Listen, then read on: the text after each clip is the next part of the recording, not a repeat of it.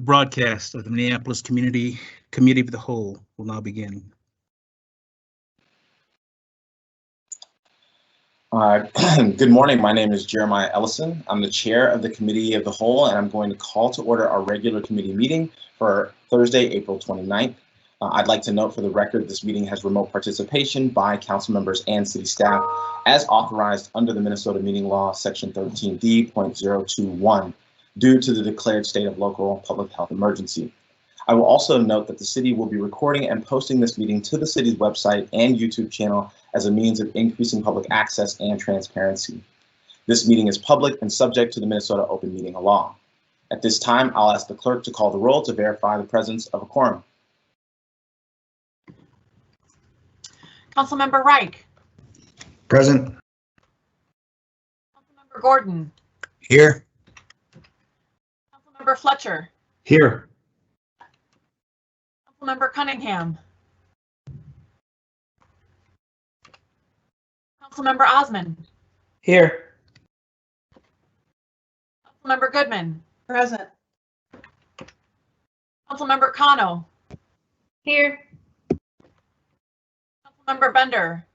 Here. Councilmember Schrader. Here. Councilmember Johnson. Here. Councilmember Palmisano. Present. Councilmember Cunningham. Vice Chair Jenkins. Present. Chair Ellison.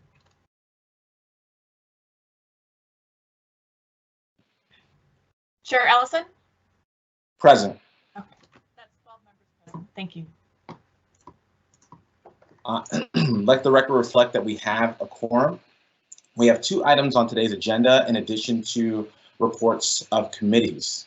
Item number 1 on our agenda is a presentation from elected officials in peer cities relating to plans for American Rescue Plan Act funds, and I will be introducing this item. In anticipation of receiving the American Rescue Plan Act funds, we are gathering a panel of officials from other peer cities to understand how they are tackling economic recovery, public health concerns, and the vast array of issues facing peer cities. They will discuss their ideas around community input, processes, programs, and early thoughts on how to spend the ARPA funds. This is obviously not in lieu of our own process and won't negate the very difficult road we have ahead of us in sorting through how best to serve our constituents with the American Rescue Act funds. But I believe it could be informative, be an informative look into how other cities might be wrestling with these kinds of questions and ideas that we'll soon be wrestling with ourselves. So each of the cities will present for up to 10 minutes, although they're welcome to be shorter than that. Then we will move into discussion and council members are going to be welcomed to ask questions. And so our presenters today are going to be Councilmember Greg Casar from Austin, Texas, Councilmember Robin Kniech from Denver, Colorado, and Sejal Parikh, Chief of Staff to Councilmember Teresa Mosqueda, and Ali Panucci, Seattle City Council Central Staff member, who oversees their policy and budget, both from Seattle, Washington. And so with that, I'm seeing our team is saying we don't have a presentation from Seattle, so hopefully we can sort that out. With that, I will see if our presenters are on the call. I believe some of them are. I'll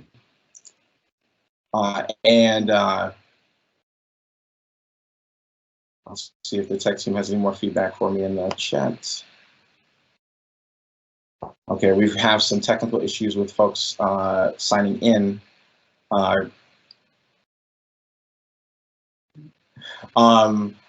see that we have Robin Kniech on the call, and so as Greg is sorting through some of his technical, and we have Ali Panucci on the call as well. And so if Robin, if you're ready, we would be happy to have you jump into your first presentation. I would be honored. Thank you so much, Chair Ellison. First, I just want to say what an honor it is. I've gotten to work with many members of the Minneapolis City Council, and our hearts have been with you over the past year and continue to be with you and the fight for justice that Minneapolis has experienced. So it's been an honor to work with many of your members nationally over, a number of years and predecessors. So thank you for the work you do to share what you learn locally with us in other cities.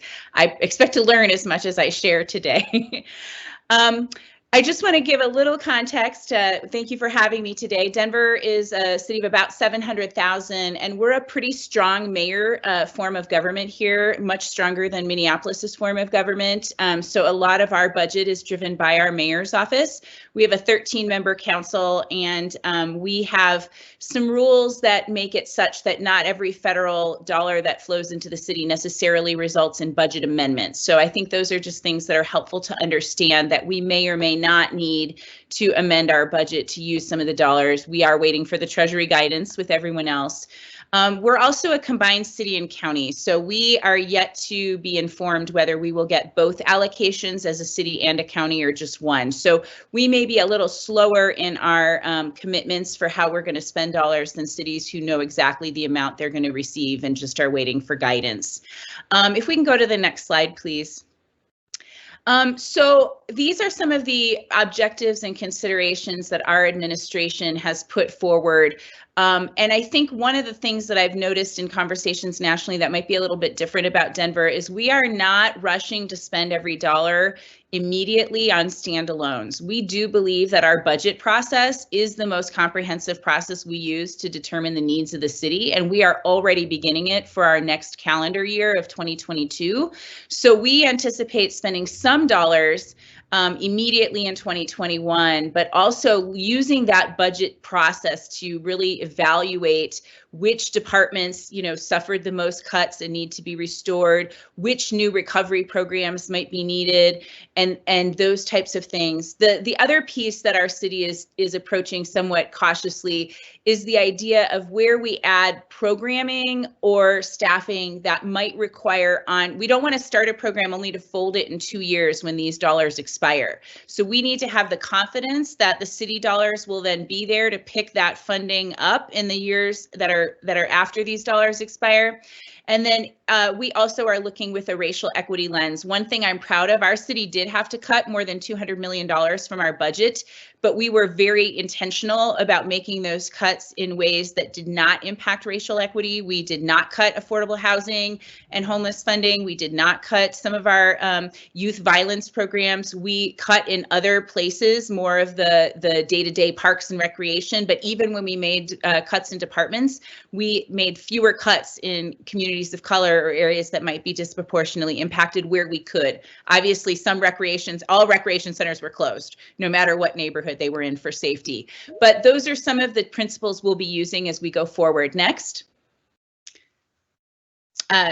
So these are kind of the buckets that our administration is looking at for ways to think about the dollars. So restoration of services, supplemental services, where do we need more than what we had before, right? It's not just about building back the same that we were, but where do we need improved services because the world is different now.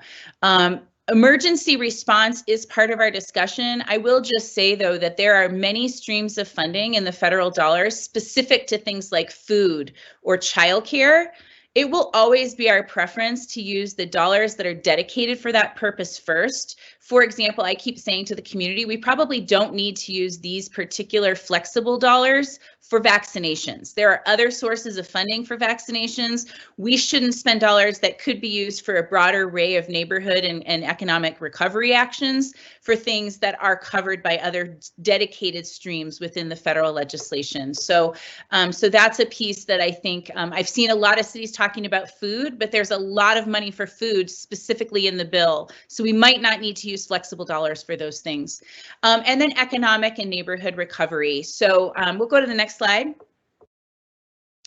So we are not trying to start from scratch in terms of our internal city discussion. We are looking to the priorities that we have already identified and looking to use those as our continuing North Star for how these dollars can both recover things that we were already working on but had to cut, or to enhance those things going forward. We know that most things that invest in our community are forms of recovery. So we're hopeful that the Treasury guidance will allow us to have that flexibility. But these are examples of some of the priorities that we as a city council had already identified. I'll give you an example of something you might not think of, but reducing and mitigating involuntary displacement. You know, COVID did not stop development in our city. I don't know about yours, but it certainly has continued to see property values increase, changing hands, construction is continuing, which means the pressure in our communities continues, but we have fallen behind in the policies and procedures that might mitigate those impacts. So we have some catch up we need to do, and that is definitely not just unique to the pandemic, but the urgency is greater because those communities now have fewer jobs, they're working fewer hours. Our communities of color have experienced higher rates of unemployment, so their risk for displacement is greater, even though the trends that drove it started long before the pandemic. So those are ways that we need to think about our pre-existing priorities. You can go to the next slide. So I just shared here a few ideas that I think I am thinking about here in Denver. Again, we are early in our process, but I think that we are learning a lot about cash assistance being more effective and efficient for families that are struggling than in-kind assistance. So we are looking to support more in-kind assistance. In particular, we've done a Left Behind Worker Fund for immigrants and refugees who are left out of other federal programs. Everybody's talking about infrastructure, and that's great. We would like to talk about how those dollars are programmed by communities voting directly on the expenditures for neighborhood scale infrastructure. So participatory budgeting. It's not just where the dollar is going, but who decides. And if we can turn over some more of that decision making, we're just starting that process of participatory budgeting, and we can put some of these dollars into it.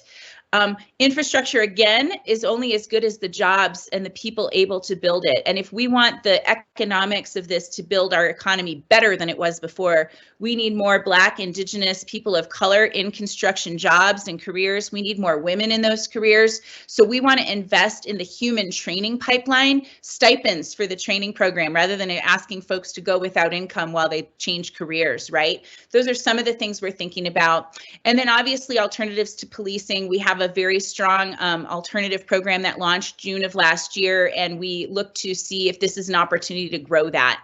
Next slide, and then I'll be close to wrapping up. I just want to talk about land.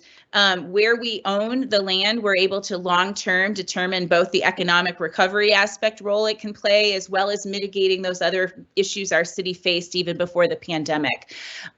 Experiencing homelessness rather than just paying for vouchers, where we can buy land and do long-term things. And then I mentioned already this idea of building back better. We have a lot of sources of funding for business assistance, but are we doing what we can to help them readjust to a new normal? We raised the minimum wage here in Denver, like you did in Minneapolis, and we know that for tipped workers, there are still questions, and a lot of restaurants gave up tipping during the pandemic. Could they keep that model going forward of doing flat fees and shared tips so that it's more equitable for workers in the front of the house and the back of the house? Should we be helping them in different ways than businesses who go back to the old model? Those are questions we're asking. The last thing I'll say is just that we are a little bit behind in starting public input, but I think for a good reason. We do want to get broad public input, but we don't want to put our city through several unrelated cycles. We don't want to ask them, what should we do with these dollars? And then what should we do with our next budget? Oh, and by the way, now we have an infrastructure bill, and what should we be prioritizing there? We are looking to try to find a way to have a conversation that's comprehensive enough that it can help guide both these investments. But again, we don't see these investments as separate from our budget going forward. The goal here is to make catalytic investments that we can continue to build on in our base budget as it recovers. So those types of conversations require a little more planning. And then the last thing I will say is I think there's pros and cons to getting public input before we have Treasury guidance. I don't want to set up community expectations that we can't meet. I believe cash assistance is critical.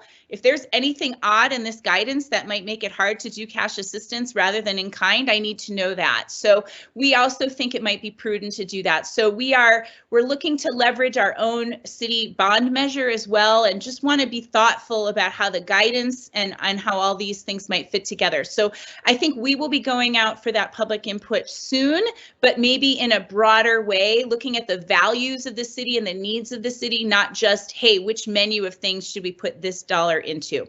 With that, I look forward to learning from the other cities, and I thank you for the opportunity. Thank you, Councilmember Kenichi. That's I'm sure my colleagues will have a lot of questions. I already see one of them has a question. I'm going to wait until we get through all the cities, and then we'll start in the queue. Is Councilmember Greg Casar from Austin, Texas, on the call? I'm here.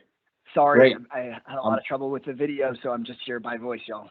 Okay, so yeah, sorry about the tech issues, but thank you for being here and thank you for making it happen. Are you ready to jump into a presentation? Yeah, of course. I'll just lay it out here by voice, and tech issues aren't on your end. It's on mine. So I apologize, but thank you all for all the hard work that I know you're doing. You know, being at the local government level in this moment is a huge responsibility and a ton of work. So I appreciate the chance to talk with y'all here from Austin, Texas.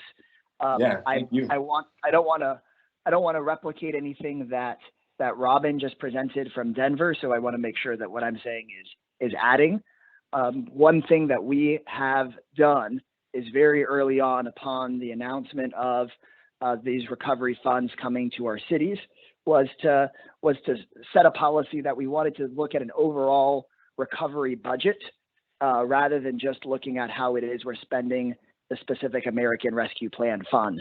Because as Robin said, there are so many different pots of funding that we don't want to confuse ourselves or send the wrong message to the community that we aren't investing in the wide variety of programs that we need in the community. So we're making sure that funds coming from the home grants related to homelessness, or funds that are specific to food, FEMA funds that have to do with isolation facilities and vaccination, that all be laid out in a recovery and COVID budget, because the point is not to make sure that we chop up, for us, is not to chop up the American Rescue Plan funds in isolation, but rather to actually look at all of the needs in the community across all the different funds. You know, so that when people in Austin have the privilege of having a publicly run electric utility, we can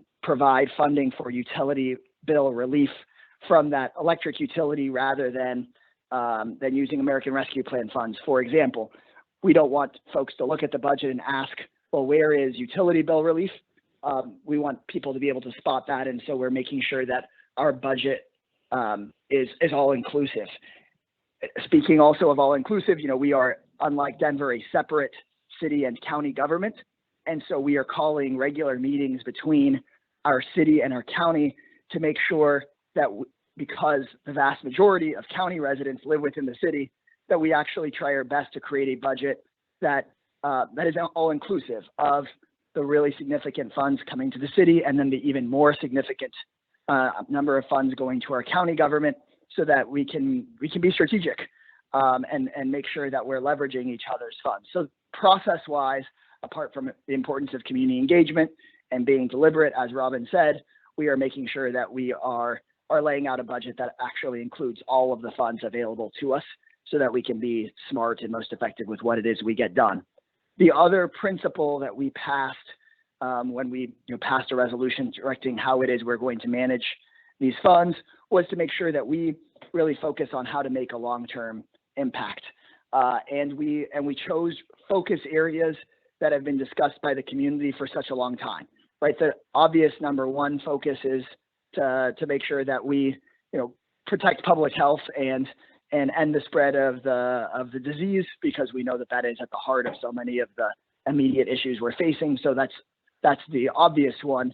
But apart from that, we've also identified homelessness, childcare, good jobs, and housing insecurity as our sort of 4 priority areas that we know from thousands of people communicating with council members for years are persistent issues in the community, worsened by the pandemic, but that will continue to exist and that we want to be able to make a high impact in.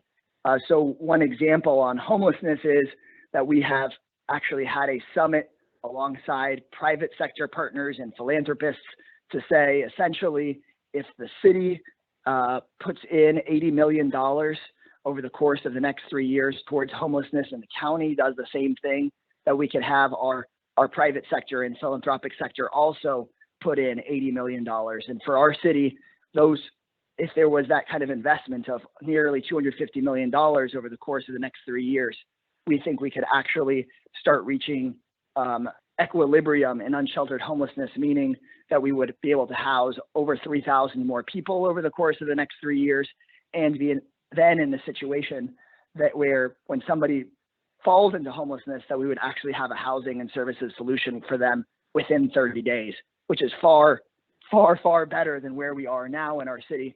And we can see how that immediate upfront infusion of dollars over 3 years could transform the situation of homelessness in our city. Similarly, around childcare availability, we've seen that dry up so much in our communities. We've seen a huge loss of childcare availability and affordability, especially for our working class communities. And so a immediate infusion of significant funds to actually start establishing more early childhood centers inside of some of our emptier school buildings, an immediate infusion of dollars to provide sort of support across the childcare sector, we could see a permanent increase in the availability and affordability of childcare. I don't think I need to add on to what Robin has already said on direct cash assistance and assistance to small businesses in a way that actually makes people more stable in the long term, and workforce development programs that increase the diversity of some of our skilled trades while also increasing union density in our communities, which we know will then shift power more long term to working class communities. But those are the sorts of conversations we're having to make sure that if we make these investments, we not only come out of the disaster, but find ways to make to address some of the long-standing issues in the community from far before the pandemic. So I hope that presentation is useful. I'm sorry I can't join y'all by video, but I'll be here for any of your questions. Thanks for what you're doing. No, it's incredibly useful. Thank you, Councilmember Kassar. Yeah, we'll have questions coming up in just a second. But next we have our folks from Seattle, Washington. And so that is Sajal Parikh and Ali Banucci. You guys on the call? Good morning. I'm here. Can you hear me okay? Yes. I'm not sure if Sajal is on the line. I just want to confirm before I jump in here. I think I finally made it. Oh, awesome. Great. Sajal, do you want to kick us off?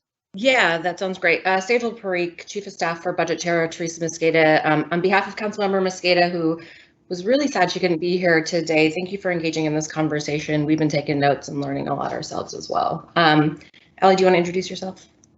Yes, thank you. I'm Ali Panucci, a Policy and Budget Manager for the Seattle City Council Central Staff. We're a group of policy and budget analysts that support all 9 council members in Seattle. I just want to thank you for the opportunity to be here today. And on a personal note, wanted to just say what a pleasure it is to be back here.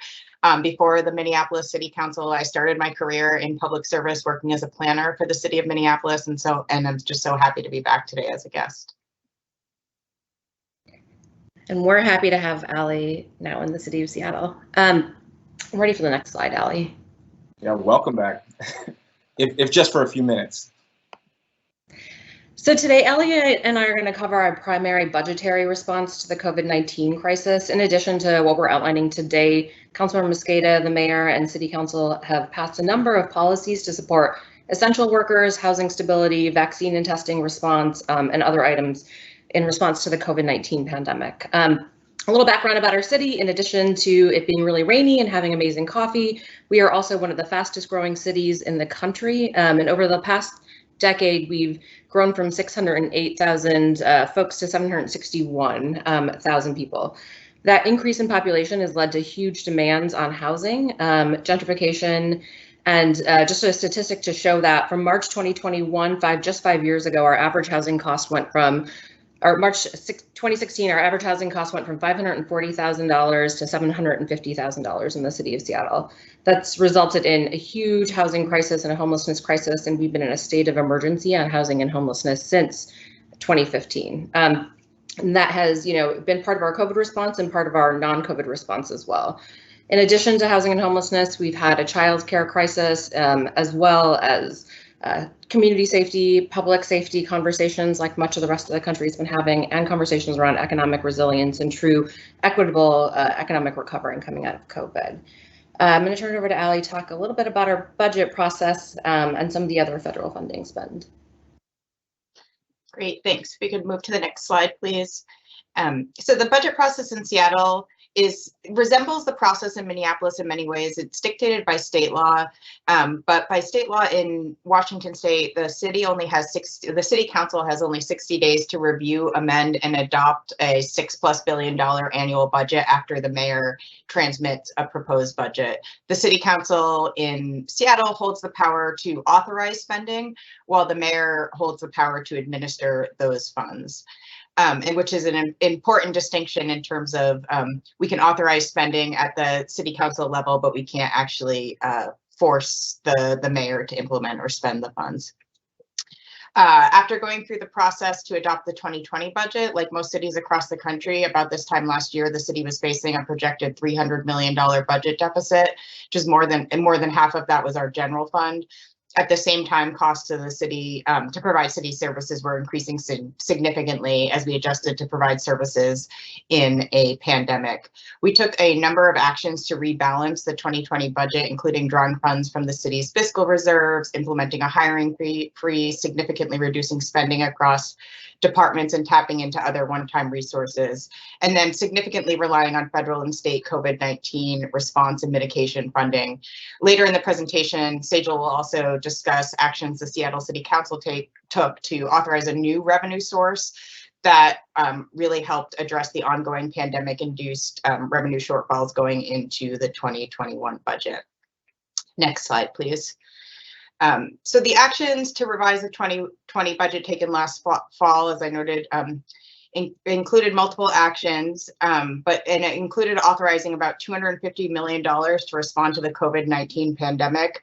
About 47% of that was targeting direct assistance to community to mitigate the negative impacts of the pandemic through new programs like an emergency grocery voucher program implemented in early 2020 that provided grocery assistance to households who were enrolled in other city programs like our utility discount program, expansions or modifications to existing programs and services such as investments in de-intensifying shelters and standing up new non-congregate shelter options, and support for small businesses and nonprofits.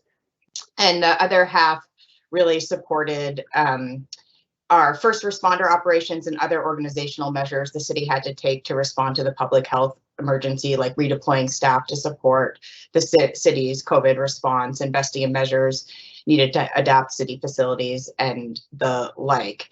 So of the 250 or so million that the city dedicated to respond to the COVID-19 pandemic, specifically in 2020, about $131 million was from the coronavirus relief funds, the direct aid to cities in 2020. And this slide just sort of shows a breakdown of how those funds were invested in 2020. Next slide, please. About $18 million of that $131 million of coronavirus relief funds was allocated in 2020 to be held to, based on the assumed 25% match for FEMA reimbursable events. After the federal government extended use of those funds into 2020 and then eliminated the 25% match requirement, the council had about $18 million of unallocated funds to spend in 2020. So they just recently passed a bill to reappropriate that $18 million to extend some critical services that were not funded in the 2021 adopted budget, including critical support for food banks, shelter meals, providing meals at permanent supportive housing, locations and that type of investment. This was a first bill in the current ongoing conversations on investing federal aid that the council is grappling with right now. And I will pass it back to Sejal. Great, and I think I'm ready for the next slide. So Washington State has one of the most regressive tax systems in the country, with no income tax at the state level, which also means no income tax at the city level. And City Council has for years been trying to pass progressive business tax. Last year, Councilmember Mosqueda led on an effort called Jumpstart Seattle to pass a progressive payroll tax during the pandemic. And that payroll tax is expected to bring in over $200 million a year, or for us, essentially an entire American Rescue Plan every year over the next 20 years that will focus on some of our immediate needs and some of our ongoing needs. For the city of Seattle last year, that meant that we got to prevent city budgetary layoffs, which was a really nice thing for us to get to do and a good way for us to help balance the budget. And based on the expected Jumpstart Seattle payroll tax, we were able, in this box you can see, to work with the mayor's office, the council president's office, and the council, other council colleagues to pass some immediate COVID relief based on these expected Jumpstart Seattle taxes out of our reserves, including food assistance, immigrant and refugee cash assistance for folks who were left behind from federal stimulus dollars, homelessness, small business relief, childcare, and housing supports. And in the future years, this money is going to be used to work on some of the same priorities: housing, affordable housing, homelessness, economic resilience, Green New Deal, and equitable development initiatives. I'm going to turn it back over to Ali to talk a little bit about our budget for the year. Thank you. Next slide, please. So the 2021 adopted budget included about $60 million to continue or expand funding for some of the programs and services the city stood up in 2020 that provided direct community supports, such as the emergency grocery voucher program I mentioned, or investments in shelter beds and a small business stabilization fund. That number does not include costs the city continues to incur for first responder operations and organizational measures necessary to respond to the public health emergency. This also doesn't reflect other actions the city has taken to modify service delivery and funds reserved to continue those operations in the future. These 2021 investments that are included in the that were included in the adopted budget are an important input into the discussions on where there are gaps as we think about how to invest the direct aid that we will receive this year and in future years. All right, next slide, please. And then this is also, so this slide is also just noting that last year, the voters in the city approved a Seattle Transportation Benefit District package that will support capital projects, transit services, and transit equity packages. One of the principles that the council adopted in terms of thinking about how best to deploy the federal aid is making sure we're leveraging other city resources as we're thinking about the best use of this direct aid. Next slide, please. I think I'll pass it back to Sejal. Sounds good. In anticipation of the American Rescue Plan being passed, Council passed a resolution outlining our values, our vision for how we want to spend some of the American Rescue Plan dollars, especially in Tranche 1. Some of the principles that we outlined are equity, coordination, flexibility, and resilience coming out of the COVID-19 crisis. And so Council wanted to make sure that we addressed the American Rescue Plan dollars transparently before we actually received the dollars in terms of our vision and values, had some public engagement around it. And as you'll see in the priority spending categories, we still have a lot of work to do because these are a lot of categories and there's a lot of different ways we could spend the money. Next slide, please. In coordination with the Council President's Office and the Mayor's Office, we are working to identify potential investments based on the spending priorities outlined both in Council's resolution and identified by the Mayor. Right now, we are working collaboratively with those offices to spend the $119 million Seattle is expected to receive in Tranche 1, and we're looking to pass that money this summer, hopefully in June or July, with the Tranche 1 dollars. We're currently, working with federal government, receiving guidance on eligible uses. We're coordinating with the county and state too that have already publicly outlined their spending proposals to try to leverage some shared resources and efficiencies around some of the same problems and crises that we're looking to address. We're also gathering input and feedback from our community partners. The mayor's office is holding a number of executive listening sessions with different stakeholders that council members are invited to join. Council offices are also engaging in stakeholder conversations. Councilmember Mosqueda, through her Finance and Housing Committee, has held 2 hearings, one with a community panel, one just like this with council members from across the country coming in and sharing their processes and sort of vision and values so we can learn and leverage some of your thinking as well. And then Council next Tuesday is going to be holding a public hearing in the evening dedicated just to listening to the public on what they'd like to see the best uses for these American Rescue Plan dollars. We'll also be reviewing this with a racial equity lens and working with some of our community partners to make sure that we're recovering equitably and stronger than we had before the COVID-19 crisis. And I think that's the end of our presentation. Thank you again. Awesome. Thank you so much. You guys had a great back and forth there with your presentation style, so I really appreciated that. Cool. Well, now we've got time for some questions. Oh, first I want to say that for the record, we've been joined by Councilmember Cunningham. So just wanted to state that.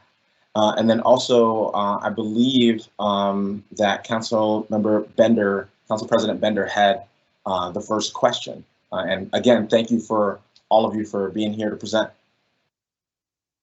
Thanks, Mr. Chair, and thanks for setting this up. This was so insightful, and there's so much here. I have one question, but I wanted to note a couple of things just to highlight that maybe others will ask about. I think these 3 cities have experienced the kind of scenarios around encampments that we are starting to see in Minneapolis for many years. And I think there's a lot we can learn from the various approaches that they've taken over years. I know that our staff are in communication, but I just want to flag that as a piece of learning, particularly from these 3 cities. I was also interested in a little bit of what was noted about the different community engagement approaches in the different cities, and maybe something else to flag for follow-up. Right now, I don't know that we have any plans for community engagement specific to American Rescue Plan dollars. Right now, the mayor is planning to propose funds from the first tranche in May or June, and that would come through the council process. So I think it's worth us thinking about hosting some hearings ahead of that, or following up with the mayor's office and finance to see what may be planned or what we may want to add on the council side.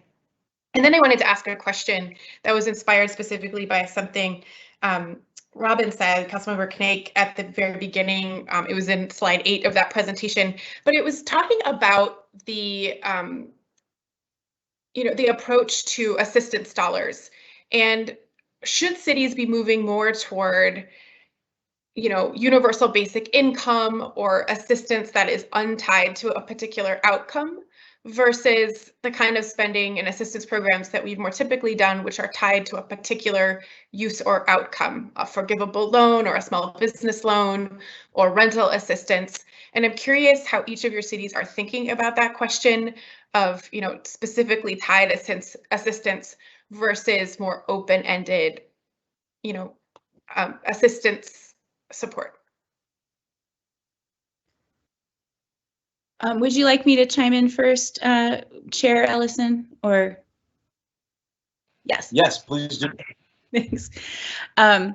So thanks for the question. I like all of us, there's the careful balance of I versus we, right? So we as a city might not be as far along as I am as a council member. So, but I will say the Left Behind Worker Fund that I mentioned, I think data collection and building that into the investments we make with these dollars is really important, and making sure, we'll get rules about admin and overhead, but I think building in evaluation is really key.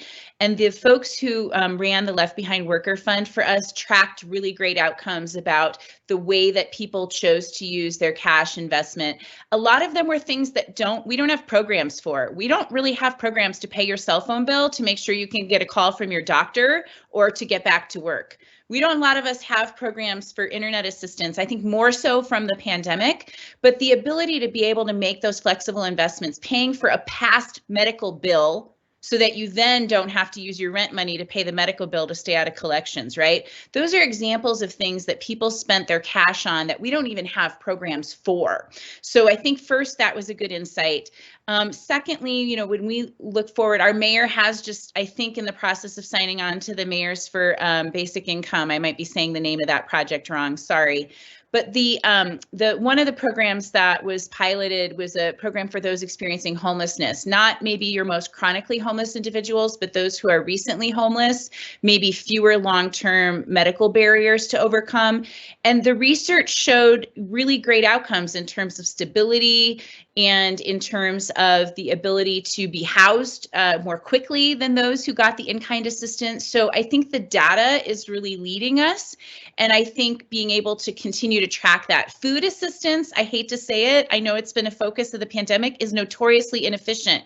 You have to move all the food from one place to another. You have to store it. You need a massive logistics process to get the food out. It doesn't mean we should stop doing that, but there is really national and international evidence that in-kind assistance for cash compared to cash for food is far more efficient just because there's so many logistics involved in food. So that data I think that we can collect and build in is I hope something that we as a city can then use to expand these things and maybe embrace them in a broader way. Thank you And so Chair, much. Because yes, because I please. can't see y'all, I didn't know if you wanted any of us to chime in or Yeah. Dr. Robin or not. Yeah, I was just going to ask all of you to chime in if you had a response. Thanks, and I'll please. keep it short. Our experience here in Austin has been that our cash assistance programs have in many ways outperformed a lot expectations and outperformed a lot of the programs that we were more used to. You know, I think there was some concern that if we move dollars that might go to rental assistance or food to cash programs that you might have sort of quote unquote folks that somehow needed it less, sort of flooding that because of the flexibility of cash dollars. But in many ways, I've found the opposite. And it's similar maybe to vaccination sign-up processes, where if you have to get to a certain place at a certain time for food assistance, or if you have to fill out certain sets of paperwork and get your landlord to sign off on something for rental assistance, that we see a lot of our most struggling community members getting left out of those programs, where we've found, especially in immigrant communities and some of the poorest neighborhoods in my district, way quicker accessibility to cash apps or to prepaid debit cards that you can come pick up. Apart from all the benefits that Robin laid out about the flexibility of the use of funds, I think we've just really found that people who need it the most actually have, it's been much easier to do some of the direct cash help. I think we're still waiting, of course, for Treasury guidance on exactly how much general funds dollars versus federal dollars we would mix into that kind of a program, but we're anticipating to continue to do that kind of work. There are some places, I think, that something like rental assistance still makes very clear sense. So in Austin, we still have an eviction moratorium, but we know that that doesn't last forever. And so we will be working on, if we start saying that at 7 months being behind or 6 months being behind on rent, that an eviction process could potentially start, we might very well target our limited rental assistance dollars to saying, but first a landlord needs to let us know that they have a tenant that's that far behind. And if that tenant can't pay, that we will use these specific rental assistance dollars to clear several months rent in that very specific case. So I think there's ways that those in-kind helps can make good sense when we have it targeted to a really specific purpose. But our experience here, I think in the last year, has been that although it was new for us, that the cash assistance both was more flexible for community members, but also in many ways actually easier to access. And we found that folks who usually don't make it through long online application processes and the like were more likely to tap into this form of assistance compared to the more traditional kinds? I can jump in briefly for Seattle. We actually got to learn a lot from the Austin Direct Cash Assistance Program, and last year we provided direct cash assistance primarily dedicated to immigrant and refugee communities that weren't provided with federal stimulus funds, and we also provided direct cash assistance to hospitality, restaurant workers, and child care workers as well. We're very interested in continuing down that path, much like as a city, when we like to get flexible dollars and unrestricted dollars, because we get to sort of make choices with that. You know, obviously our community members, our residents and workers also like that direct cash assistance with that flexibility. There are a few moments, like Councilmember Kazar pointed to, where those dollars might interact with either policy or administrative programs the city needs to have up and running. And so we're taking a look at where those intersections might be, but we are definitely having conversations about more flexible direct cash assistance to folks who live and work here in the city.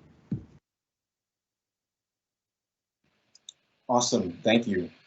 You know, I've got a question myself, but I can also defer to any colleagues. Just put your name in the queue. My question was going to be about kind of about public engagement. I know a lot of you addressed that already, but also about the concept of participatory budgeting.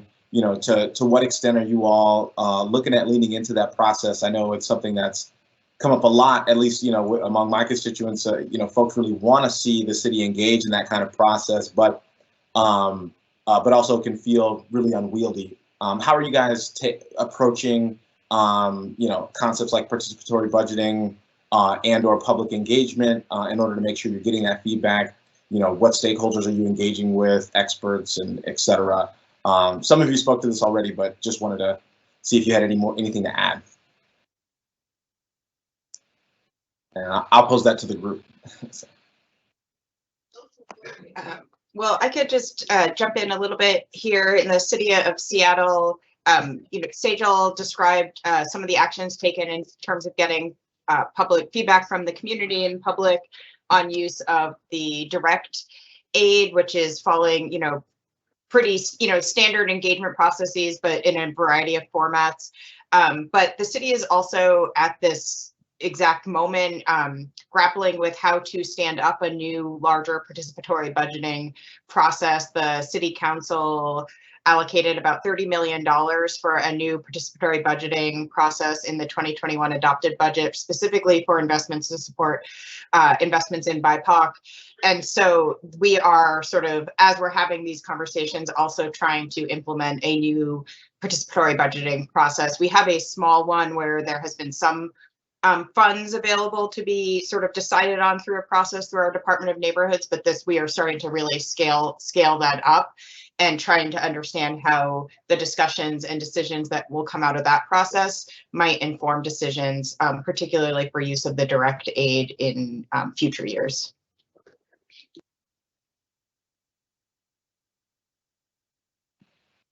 Thank you.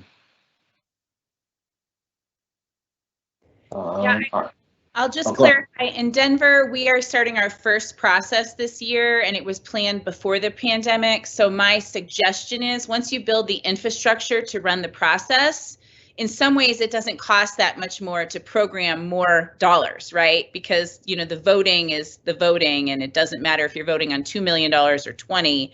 It's about the same overhead or infrastructure cost to run the process. So I am advocating to grow that specifically around mobility investments at the neighborhood scale, right? And then the second piece that we're running is for areas that have had new adopted plans and they are facing risk of gentrification or displacement based on a number of factors. Where those two things are in common, those neighborhoods will get some dollars to program what the first round of investments to help implement their plan will be. So those will be neighborhood specific voting processes for those neighborhoods. The mobility investments will be made, they'll be voted on and they will be made citywide. So we have a combo or a hybrid process, some neighborhood specific, some citywide. Thank you. That's an incredible perspective. Really, really clarifying. Councilmember Gordon, I see you have your name in queue. Yeah, and thank you so much for this information. It's great to see people from other cities and learn more about what you're doing. I have a couple questions, things I'd like to hear a little bit more about. One of them has to do with efforts to focus some of these resources into sustainability, clean energy, district energy initiatives, energy efficiency, those kinds of things. Wondering if anybody's seeing potential there. Also curious about a revolving loan option, and I'm not even sure if this is allowed with the funds, so I have to dig into that more. But the idea is to create some funding that might be no interest loans that businesses or others could use that would then get replenished over time, and so we could kind of make this use this money over again. Anybody working on any of things along those angles?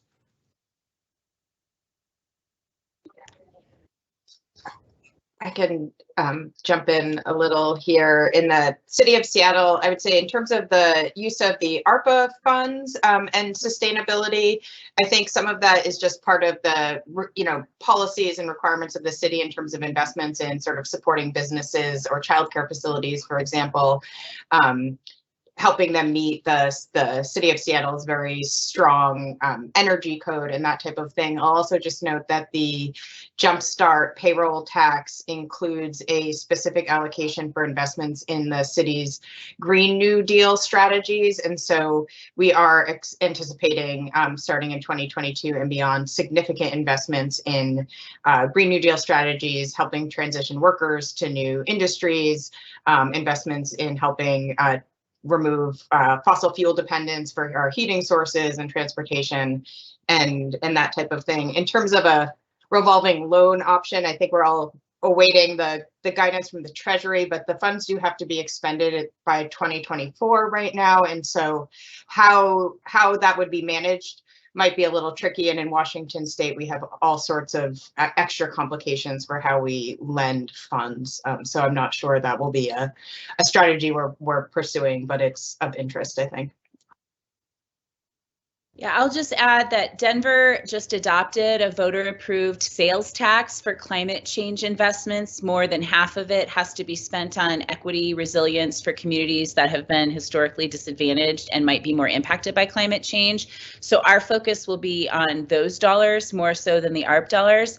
But I will say that areas, for example, on the city side, we, for example, are a little behind in our charging infrastructure for city vehicles. And one of our goals is to electrify our city fleet. We might have invested more in our own city buildings for those fleet preparations this year, but for the pandemic impacts. So I have advocated that some of the things that we need to be able to meet our city's goals, like those charging stations to do our EV conversion, those should be things we look at, because we would have spent more in our budget on those than we would have otherwise. So, and then the other piece is obviously, if you're thinking about doing any process, thinking about that infrastructure bill that may be following and thinking about that as an opportunity to do green infrastructure, renewables, things like that. We also are continuing to use performance contracting, which doesn't require cash up front by cities. You can pay the investment back with the return on lower utility payments. So if you have city buildings, for example, that you could be electrifying, getting more energy efficient, using the performance contracting can help do it in a way that doesn't require these funds up front, but can help to get the same outcomes on the back end. Awesome. Oh, go ahead. Councilmember Gordon. Thank you very much. Really appreciate that, and excited to dig in and learn more about those efforts. Great. Well, I'm gonna wrap because we've got other items that we have to move on to. But I really want to thank you all for coming and talking with us about what your plans are. I know that Council President Bender had a chance to go out to Seattle, and I think that as we progress through our process, please feel free to reach out to us, and we'll just continue that that information sharing and those best practice sharings. But again, thank you so much for taking your time today to via Zoom, not Teams, hopefully. But thank you so much for taking the time, and I really appreciate all of your insights and your presentations today. Thank you all very much. All right, have a good one. With that, we are going to move on to item number 2 on our agenda, which is an update on activities and progress towards goals for the operational and policy priorities in the Strategic and Racial Equity Action Plan. I believe that report will be introduced by Joy Marsh Stevens from the Division of Race and Equity. Ms. Stevens. Good morning. So here to talk about the Strategic and Racial Equity Action Plan. Hang on, just moving my camera, apologies. So the plan, as we know, is a 3-year plan established based on priorities set by the mayor and city council. We are almost halfway through the implementation of that plan. And so today you will hear a kind of an overview of what the plan is and how it's structured. And you will also hear from each of the different process owners for the 7 policy priority areas that have been established. I do want to note that, that this is a data-driven plan. It was established the way that it was in order to help council and mayor communicate the priorities around advancing equity within your council and mayoral term, but then also to provide some degree of overlap between this term and the next term. So this plan does extend into the first year of the next council term. We'll talk at the end of the presentation about opportunities that council and mayor will have to revisit the plan as we approach the midstream point. And to really make sure that the priorities that are established in it are the right priorities we want to make sure we're sustaining throughout the rest of this year and next year into the next term. Next slide, please. So as was stated, there are 7 policy priority areas. The first 4 of them focus internally at our workforce, how we spend our money, how we use racially disaggregated data, and how we engage community in the process of advancing equity. These policy priority areas were established and adopted by council in December of 2018. Next slide, please. The external policy priority areas around public safety, housing, and economic development were adopted by council in July of 2019. For a bit of context, we came to these specific policy priority areas after robust community engagement and work in sifting through our comprehensive plans, 97 at the time, priority areas, developing a set of strategic goals for the city of Minneapolis, and then isolating these 3 as the areas of primary concentration for us for this specific plan. Next slide, please. The format for the update includes 4 key areas for each of these 7 priorities. One, we'll talk about the strategic need. As a reminder, it was a strategic need for each of these goal areas that were established by council. And the strategic need provided the direction to our process owners and to community where relevant to come together and help us to establish a goal that is a measurable data-driven goal based on how we can achieve measurable impact within a 3-year period to advance equity within this policy priority area. The metrics of urgency are those data metrics that we're using to track progress quarter over quarter within that 3-year period. And then lastly, what we call our vital few projects, which is essentially the work that process owners are doing in order to actually make sure that we are achieving those specific goals. Next slide. We're using a stoplight indicator for each of the different priorities. You'll see an overall status that represents where we are within the process of actually measuring progress based on the metrics of urgency as well as our vital few projects. The distinction between, again, metrics of urgency is really like what data are we using? What are our leading indicators in the course of implementing the Strategic and Racial Equity Action Plan that help us know whether we're making progress? The second piece around the vital few project indicator is, we're planning out some specific work as process owners in each of these areas. Are we actually on top of the projects that we thought we were going to do within this specific reporting period? Next slide, please. So overall, what you'll see laid out in the detail is this specific look, right? So we're seeing red, yellow, green across each of our 7 areas around the metrics of urgency and the vital few. Process owners for each of these areas will get into a bit more detail for what the status looks like and what actually informs the status for each of these different areas. I want to actually also note that attached to the agenda for today, you'll see a 20-page addendum document that includes in many instances, a lot more detail and explanation, since today's presentation is meant to provide this high-level overview. Next slide, please. One of the key, a couple of the key points we want to just raise across the board for the presentations that you're going to see next is that departments have been really challenged to work with limited staff capacity. And that's a theme that's happening across the board. As we heard from the presentations from Austin and Seattle and Denver, I mean, across the nation, we're all challenged with the COVID pandemic. Certainly here in Minneapolis, the impact of the civil unrest following George Floyd's murder, the trial for Derek Chauvin, and even more recently, the impact of the police-involved killing of Daunte Wright in Brooklyn Center. All of these are creating an additional strain on our ability to implement the Strategic and Racial Equity Action Plan, which timing-wise really just happened in the midst of all of these other social and political challenges. And so I just want to name that for council members as we're thinking about this specific work. Next slide, please. So we'll get into the different 7 areas. And for workforce, I'd like to introduce or to invite up Patience Ferguson, our Chief Human Resources Officer. Good morning, council members. Chair Ellison, I'd also like to acknowledge one of our team members that's on call, which is Tracy, who is our HR Workforce Data Analyst. So I want to thank her for the work that Tracy Turner, the work that she's been doing to really give us some good data analysis. And again, thank you so much for this opportunity. If you could turn to the next slide, please. So this specific strategic need, we are trending positively. As you know, this is a very long-term process, and we're glad that it's trending positively, but I've asked Tracy to just give a little bit of insight.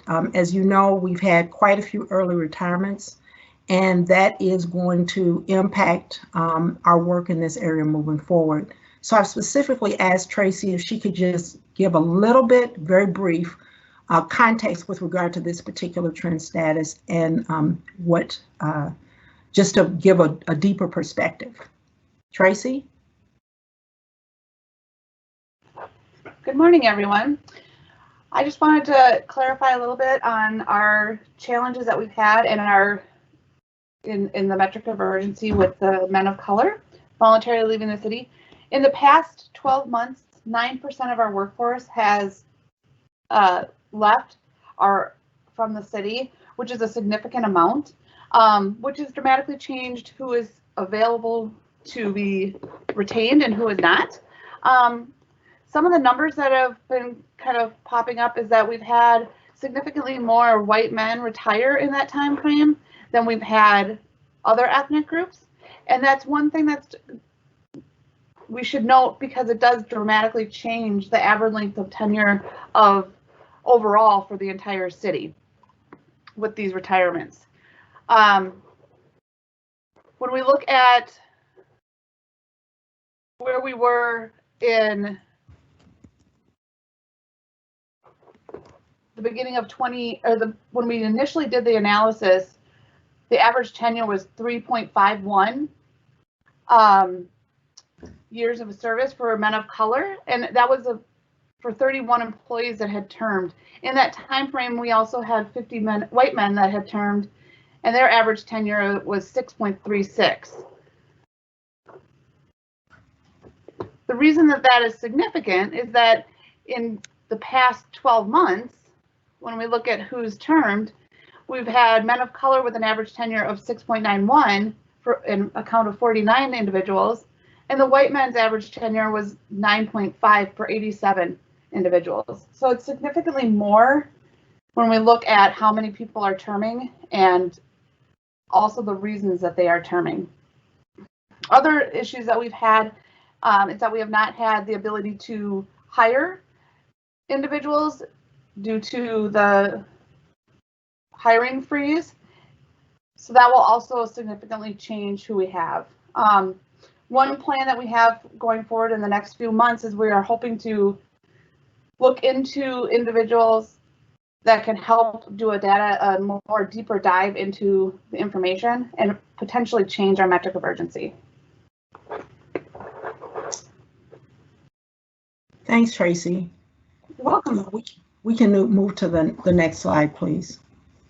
So I want to just specifically, as Joy mentioned, all of us in the city of Minneapolis have been challenged given the multiple, the killings, also the pandemic. And as you would recognize and acknowledge, that has also impacted our workforce and also impacted human resources in supporting the work of the enterprise. I am excited about some of the activities, however, that we have been able to move forward, which are in the slide here. We have a very robust mental health wellness campaign that we're very excited about. We've also been, as you know, we have moved forward a recommendation for Juneteenth as a new holiday. And we've created a new recognition award for our employee resource groups that was done in collaboration with our staff-driven employee resource STAR committee, with our staff-driven STAR committee and our employee resource groups. And so we will be unveiling that, and it is going to be named after our former Director of Civil Rights, Velma Corbel. So you'll be hearing more about that. I do want to talk just very briefly about some of the things as a result of the challenges in our workforce that I want to recognize and acknowledge that our employees have been doing and also our leaders have been doing. We have been conducting an extensive amount of listening sessions to really hear what our employees' concerns are. And we have taken that information and really worked with our leaders to help them understand some of the issues and their challenges and what they could do to support the workforce. And we have sessions that we've worked with leaders on. We've had leaders actually developing the sessions so that they can have a better understanding of what employees are saying. And one of the key pieces of feedback we've gotten is, we just want to know that you care about us. And what I've observed is this sense of, I've been here now for 7 years. And when I first got here, it felt like everybody was out for themselves. What I'm beginning to see is people beginning to reach out more in an inclusive manner, and I want to acknowledge that. I've seen the employee resource groups, as many of you know, were established a few years ago. They're doing a lot of work, and so I think we're moving in the right direction. And so I just wanted to kind of highlight some of those kinds of things, because even in the midst of the challenges, we've had these wonderful Brave Safe Space discussions with employees. People are really trying to pull together in this time of great challenge. And so those are, and then just to see the activities which you can review when you have a moment, are some of the things that we are working on now and plan to continue to do in the future. Next slide, please. Again, just some other kinds of things that we are doing as a part of our plan, creating a public-facing dashboard. We have talked with you in 2020 with a pay equity study with the focus on race. And then we're going to relook at the REIA process, because we are, as an employer, we have other kinds of things that we need to be analyzing. So we're going to be looking at that tool. And we've also been reviewing our collective bargaining agreements and discussions with a focus on race equity. I'd also just want to end my presentation by saying that we have a really wonderful opportunity in the city of Minneapolis to even do more change given the retirements that have happened in the last few months. And so we are going to be taking a step back based on all the data that we've seen and really create a much more stronger framework with a focus on diversity, equity, and inclusion that really helps us to move forward in the years ahead. So thank you so very much, and I'd be happy to answer any questions that you might have.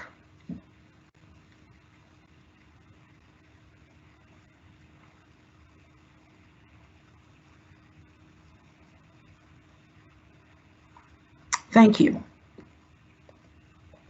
Thank you. Thank you, Patience. So Pam Fernandez is here for the next, we can go to the next slide. Pam Fernandez is here as to speak about the spend priority.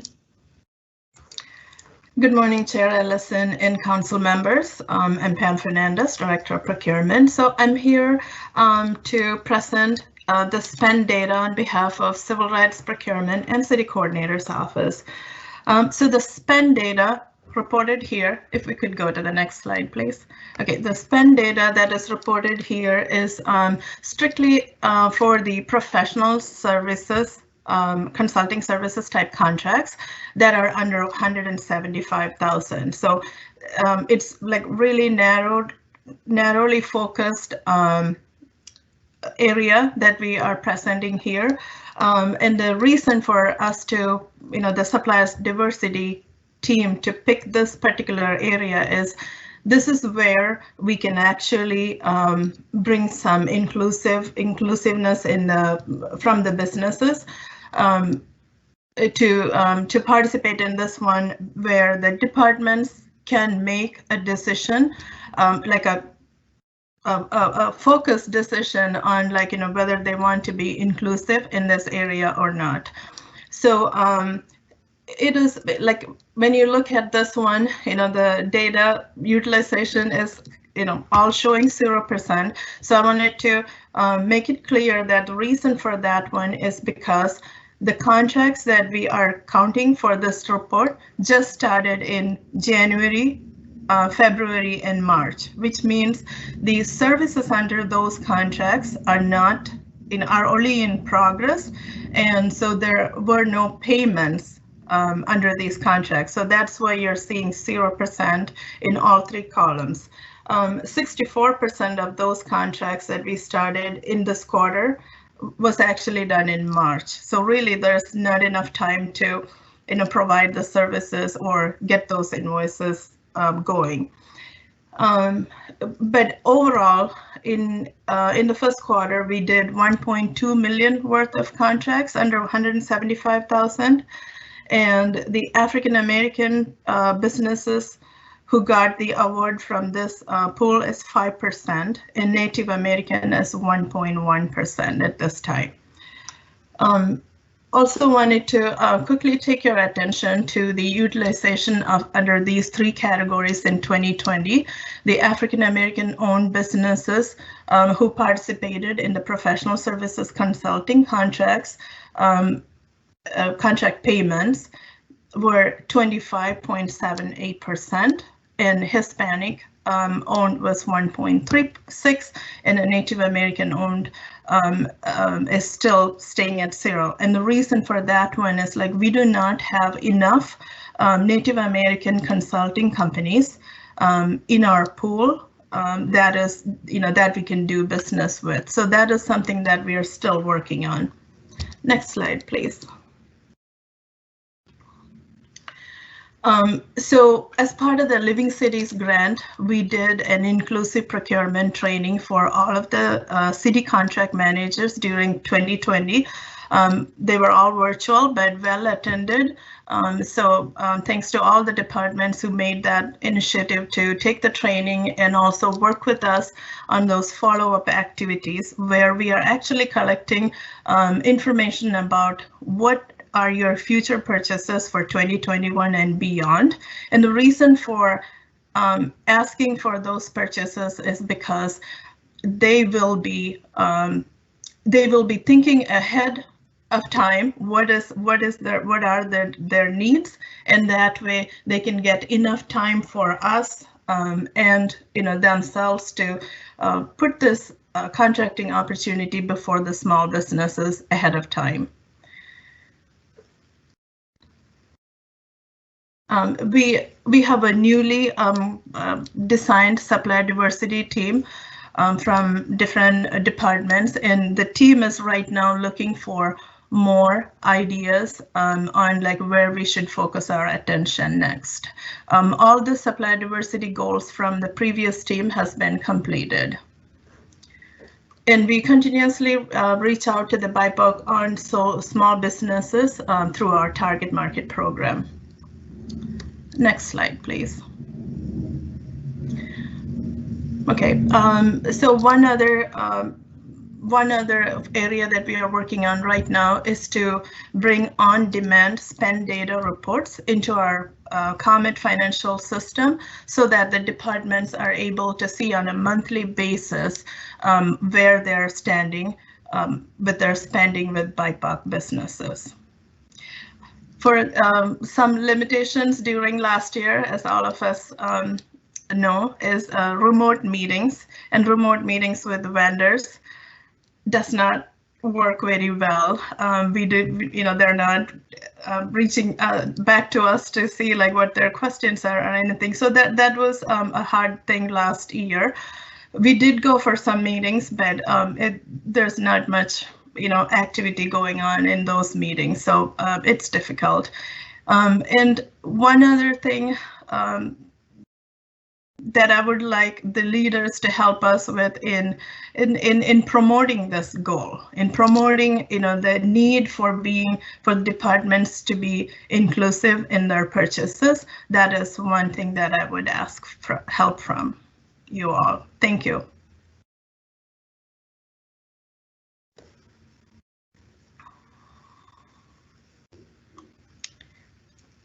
Do I have any questions to answer? I'm not seeing any questions in the chat, but thank you. Thank you. Thank you, Pam. So for the next two policy priority areas, data and community engagement, Race and Equity shares the process ownership with the clerk's office, and here to present on both of these areas is Lalinda Zhang, who is a program manager within the Division of Race and Equity and oversees implementation of the SREAP. Thank you, Chair Ellison and members of the committee. My name is Lalinda Zhang. I use she, her pronouns. Like Joy mentioned, I'm a program manager in the Division of Race and Equity, and I'll be providing brief updates on both the data and the community engagement priorities. Next slide, please.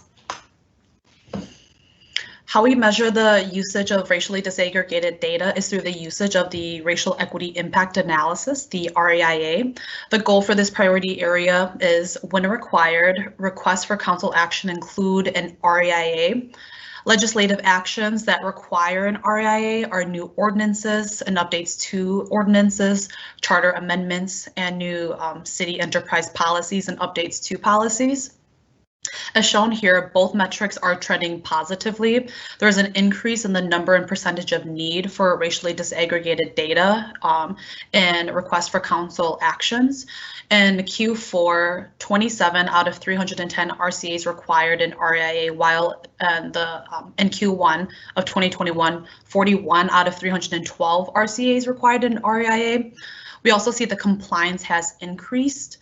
I do want to note that there is a typo on this slide. The percentage for Q4 for the number and percentage of times racially disaggregated data was included should be 70%. It is 19 out of the 27 RCs that required an REIA included an REIA. That should be 70.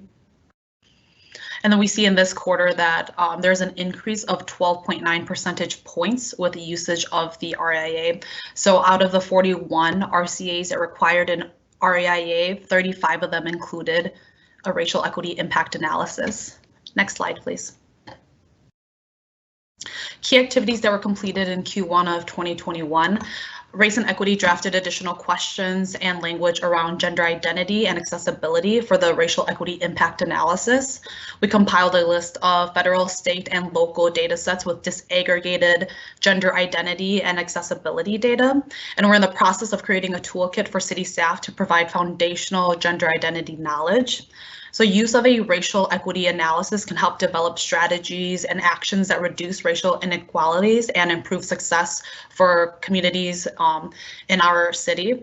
When racial equity is not explicitly brought into operations and decision making, racial inequities are likely to be perpetuated. And similarly, when equity related to gender and ability are not explicitly brought into operations and decision making, and inequities are likely to be perpetuated.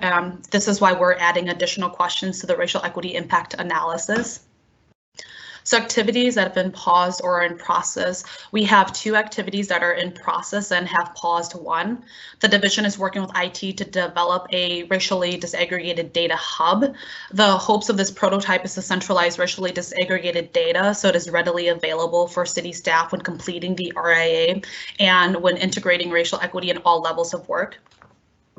We're also in the process of conducting a quality analysis of submitted REIAs. The current metric of urgency for the data priority only tracks the number of times an REIA was completed. So this analysis will provide a deeper understanding of how staff is using the racial equity impact analysis and where staff may need more support in completing the REIA. And due to limited staff capacity, we have paused the survey to staff to improve racial equity impact analysis support offerings. Next slide, please. Activities that we have planned for Q2 of 2021 are we're going to update the SharePoint site to include the new data sets and toolkits and connect with departments so that they're aware of these new questions and resources. We're also going to integrate the additional gender identity and ability language and questions to the racial equity impact analysis. And then we're hoping to complete a quality assessment of the submitted REIAs. And limitations that we've faced thus far, the Division of Race and Equity has experienced a 60% reduction in staff in less than a year due to voluntary separation.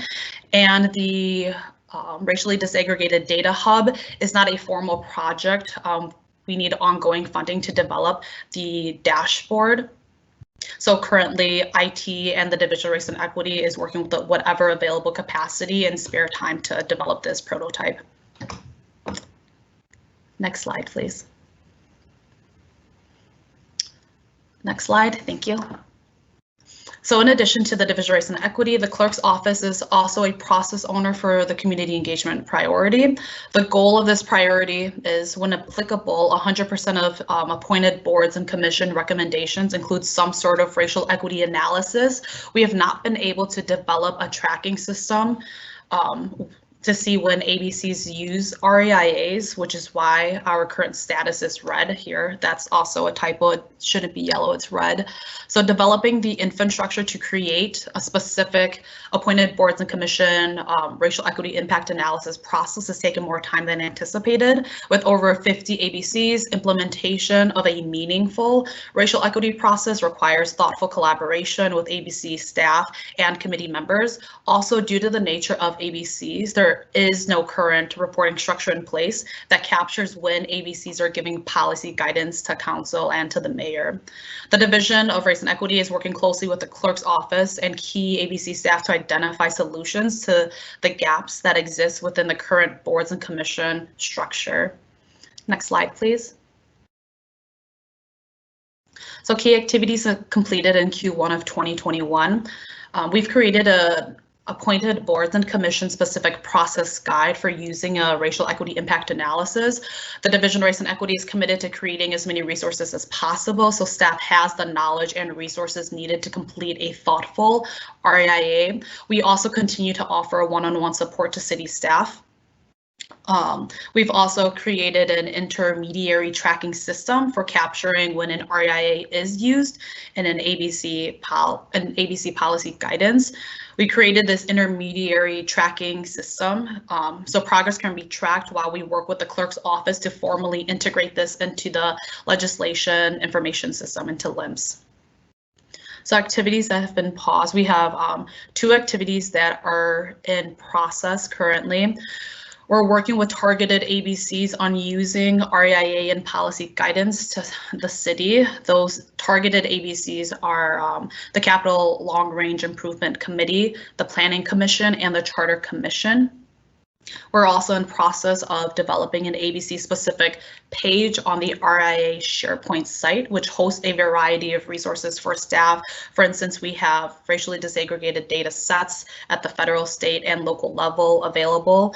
And we also have examples of high quality REIAs that staff can reference.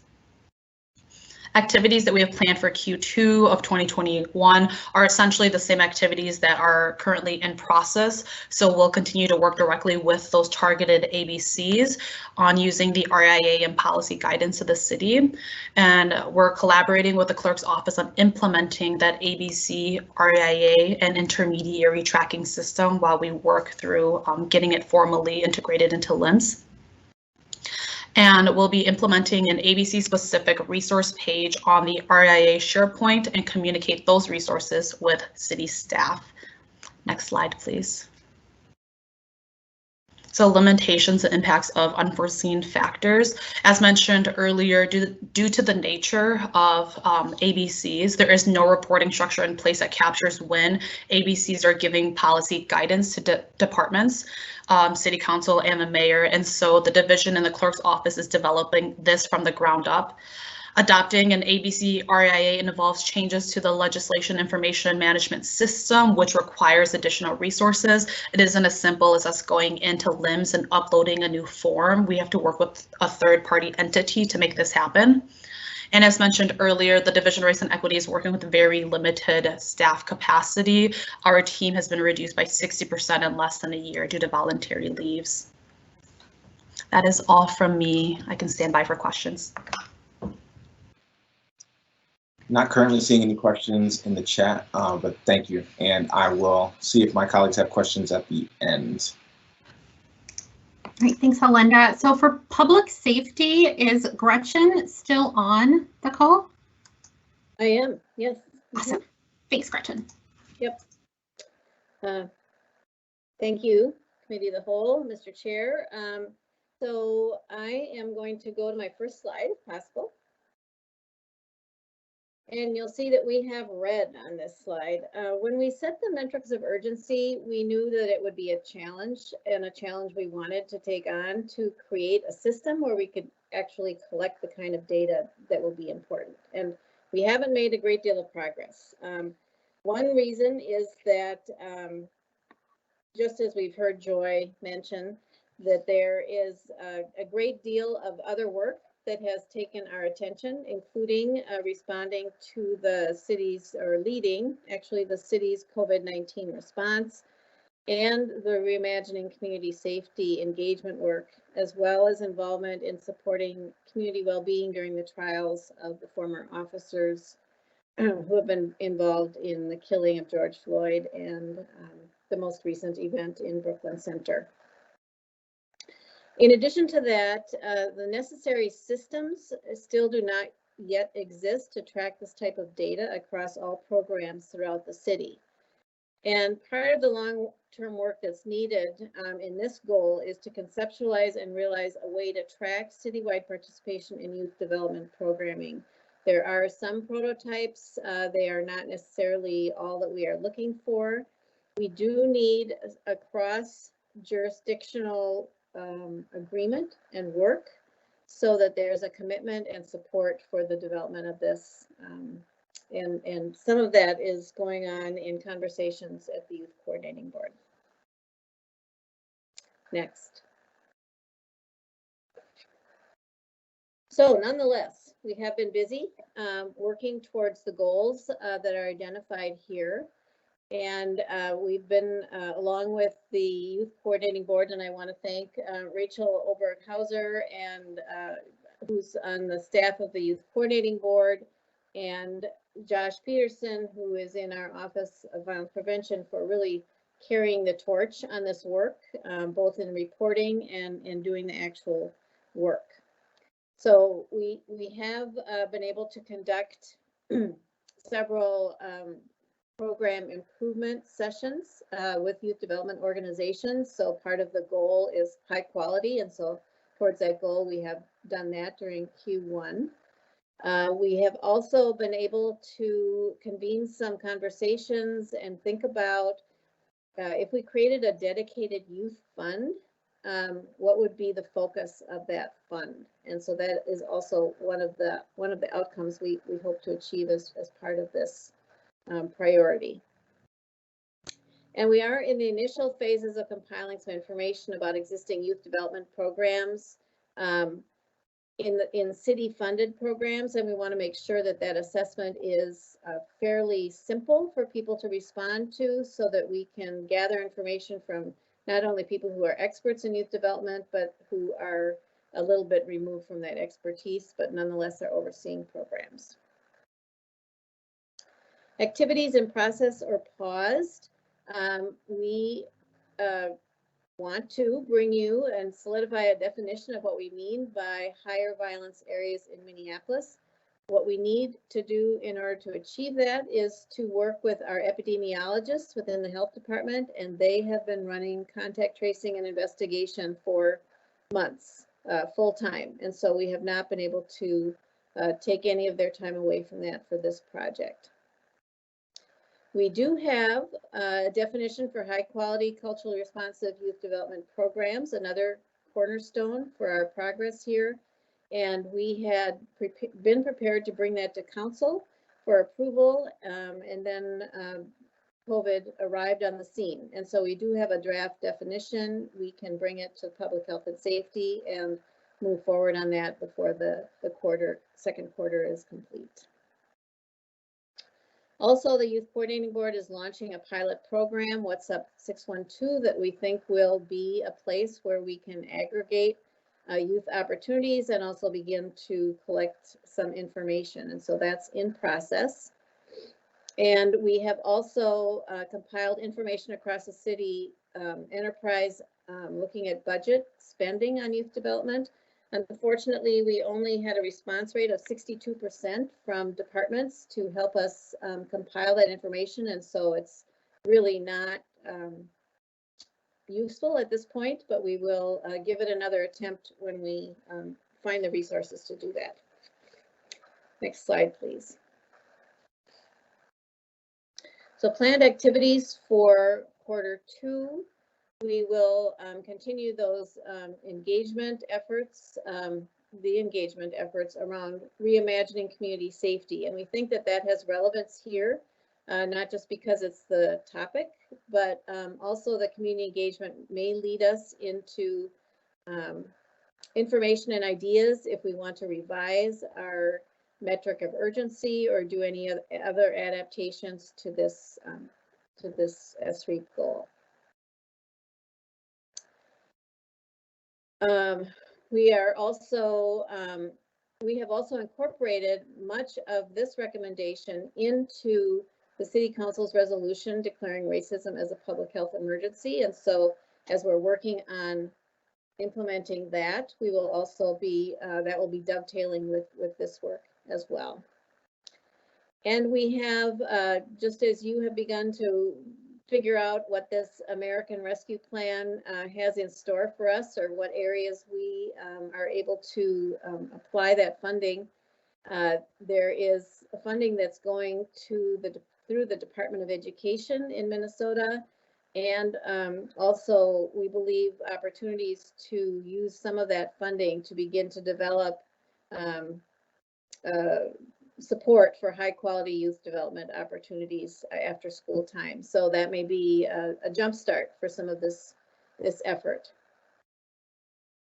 And the Youth Coordinating Board will continue to work with the city's IT department to figure out how we can use some of the data from What's Up 612 to be able to achieve some of these goals.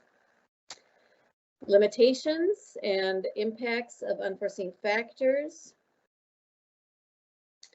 As you've already heard, we really have had a dramatic redirection of our staff time, both for COVID and for public safety work related to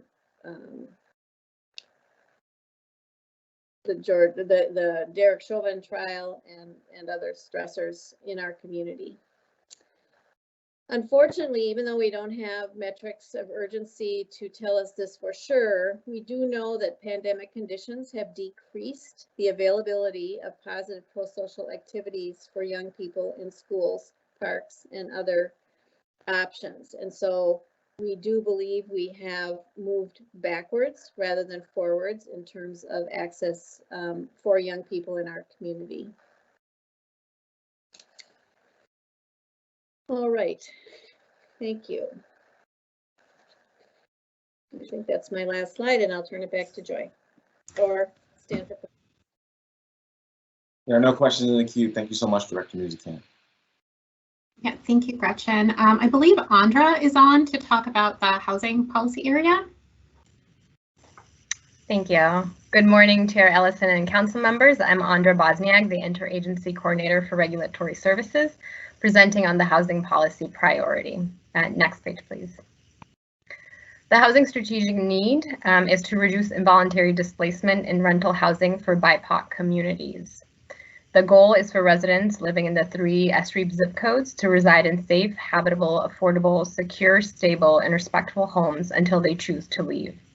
As you can see, we have 4 metrics of urgency, all have green status indicators. First off, we have the number of affordable and subsidized rental units preserved and use stably housed. This is a cumulative count, and we have 1,764 for Q1. Next, we have the number of households served and amount recovered through legal aid habitability cases. We have 19, and the amount is 41,212. We do expect some variation in this number, given the cyclical nature, and then depending on the services requested. We also have the percentage of safety, health, and habitability violations that require citations. We're at 6% for Q1, as compared to 5.8 for Q4 of last year. And lastly, we have attendees who report satisfaction with city-sponsored rental property owner opportunities, and that's holding steady at 94%. Next page, please.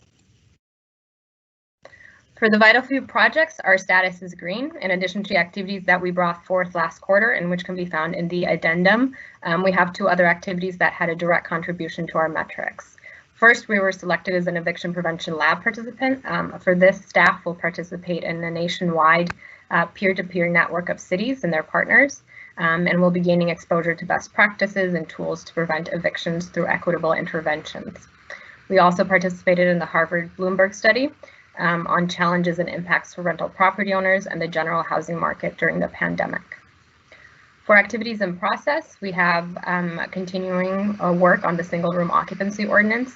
This more fully addresses the housing need continuum for people who can live in units that share bathrooms and kitchens. We're also almost finished with the SOP around the tenant relocation assistance funds. These are for cases where property owners get their licenses revoked or unable to get one through no fault of the renter. And we're also beginning to work on additional tenant protection policies, including pay or quit. At the time that we submitted this PowerPoint, staff was also recommending a just cause ordinance using language that was substantially similar to the ordinance in St. Paul, the just cause non-renewal ordinance. But since that time, there has been a court decision leading to an injunction for the St. Paul ordinance, and so staff are recommending pausing this work until there is more information about the court proceedings. Lastly, the city received $12.8 million in COVID emergency rental assistance funds, and those will be used for renters citywide. Next page, please. For planned activities for Q2, we are launching the Emergency Rental Assistance Program. Staff will work with local providers to focus outreach and marketing efforts in SREEB zip codes. We also have a May closing that we're anticipating on Beam, which offers 92 units of affordable housing at multiple levels of the area median income. We have a contract for home buyer education and capacity building with the Minnesota Home Ownership Center, and beginning public engagement for home improvement program changes that can better center BIPOC and low wealth homeowners. Limitations, this has been mentioned by many people, but I think there's a lot of complex housing issues. Like staff across our cities, our employees have been dealing with multiple public health emergencies, including COVID-19 and racism, while continuing to champion our values and our racial equity work. There's a lot of uncertainty for housing directly related to the moratorium lifting. We have continuing budget shortfalls and are not fully staffed. We also have experienced a lot of complex housing issues that oftentimes require the support of other departments whose resources and staff are also being taxed. And so it can take longer than usual to respond with our coordinated efforts. And lastly, staff continues to spend significant time on homelessness response. As we all know, that's an activity that requires a lot of complex coordination with multiple partners. This concludes my presentation, and I can stand for any questions that you might have. No questions. Folks may jump in at the end, but thank you so much. Thank you. So our last policy area that we'll talk through is economic development, and Zoe is here from the small business team in CPED. Great, thanks everyone. So I'm Zoe Teal, manager of the City of Minneapolis small business team, here to represent the economic development priority. Next slide. So our strategic need in this area is to increase the number of Minneapolis-based businesses owned by Black, Indigenous, and people of color, and increase businesses with BIPOC ownership that are still in business after 5 years. The two metrics of urgency you'll see are really focused on the city's point of impact around technical assistance and financing programs. So number one is the count and percent of BIPOC business owners and entrepreneurs receiving technical assistance and/or training. So this is through our BTAP or our Business Technical Assistance Program. What you'll see in these numbers is for 2020, we have a cumulative number for the year, but are now breaking that up by quarter. So these will not be directly comparable to each other. In quarter one of this year, we continue to see a very strong percentage of services within BTAP for entrepreneurs and business owners of color at 81%.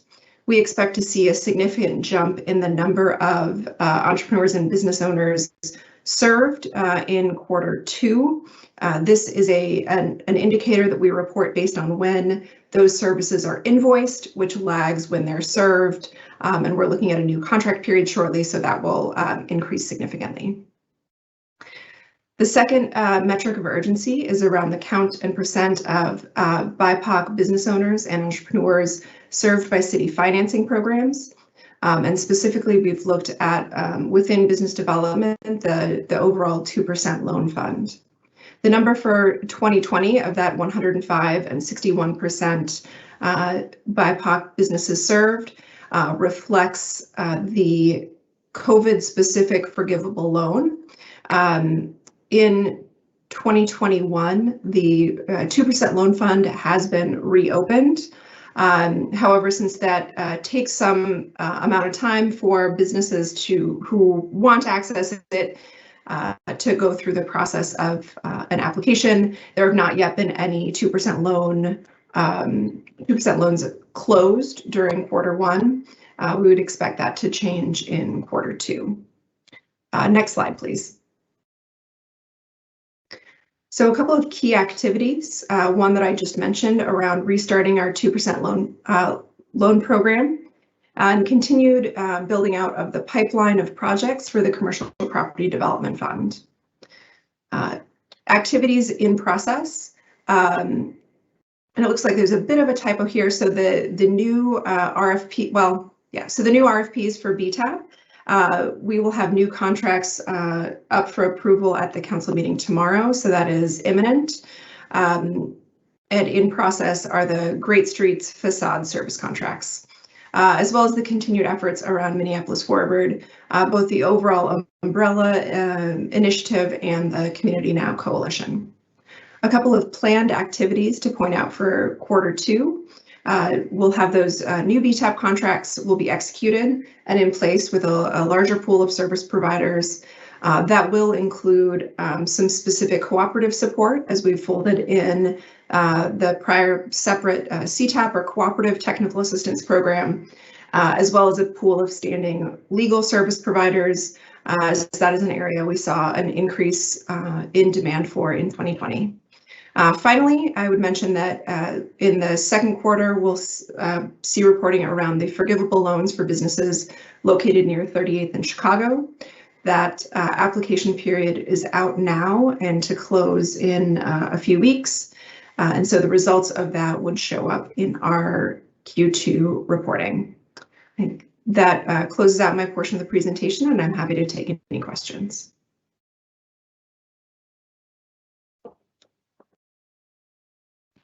I'm not seeing any questions from colleagues, but thank you so much. So we can go to the next slide.